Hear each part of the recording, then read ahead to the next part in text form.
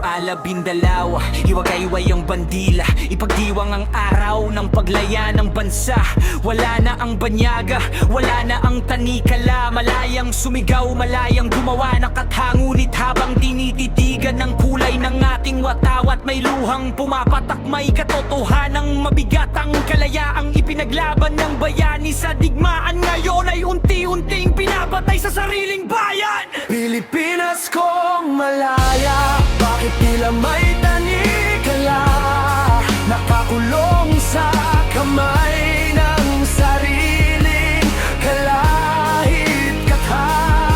Ang watawat ay lumilipad sa ihip ng hangin, ngunit ang puso ng bayan patuloy na may daig. Malaya sa dayuhan, ngunit tihag ng sakit ang sariling bansa, pinapahirapan sa dilim.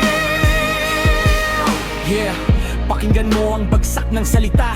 Malaya raw tayo pero bakit marami ang kawawa? Tumingin ka sa paligid, wag kang magbulag-bulagan ng magnanakaw. Ngayon hindi na nasa kabundukan, nakabarong, naka-Amerikana, nakaupo sa pwesto.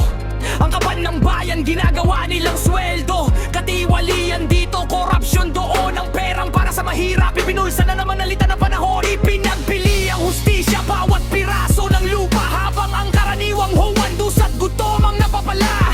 Sabi ni Rizal, ang kabataan ng pag-asa, pero panauunlad kung ang sistema ay bulok at laging madaya. Ang sariling dugo ang sumasaksak sa likod. Pilipinas kung sinta, kailan ka ba mapapago? Ang hirap tanggapin na ang kalaban ay tayo rin, ang sariling pinuno ang nagpapahirap sa atin. Ang pangarap ng bansa ay ibinenta sa barya. Ang batas ay para lang sa mayaman at may kwarta.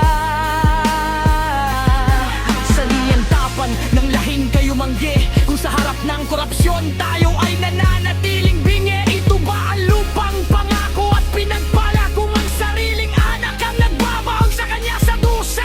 Pilipinas kong malaya, bakit tila may tanikala, nakakulong sa kamay ng sariling kalahit katha.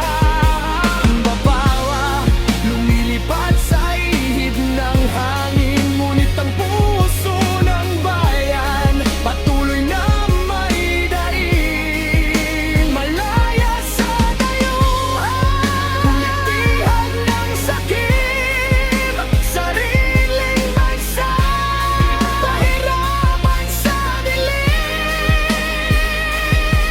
Isang daan at mahigit na taon ng kasarinlan, pero bakit ang isip natin ay nakakulong pa rin sa nakaraan? Binoboto ang sikat, binoboto ang may pera. Pagkatapos ng eleksyon, tsaka tayo nganga at gumangawa. Ang korupsyon ay kansela, sumisira sa laman ng kulturang Pinoy na tapat-dapat at may paninindigan. Huwag mong sabihing malaya ka kung bawat kilos mo'y kontrolado ng mga politikong ang interes lang ay ang sarili nilang negosyo. Itaas ang noo, gisingin ang natutulog na diwa. Hindi pa huli ang lahat para sa bayang lumuluha. Putulin ang kadena ng pansariling interes, ibalik ang Pilipinas sa matapat at tunay na boses.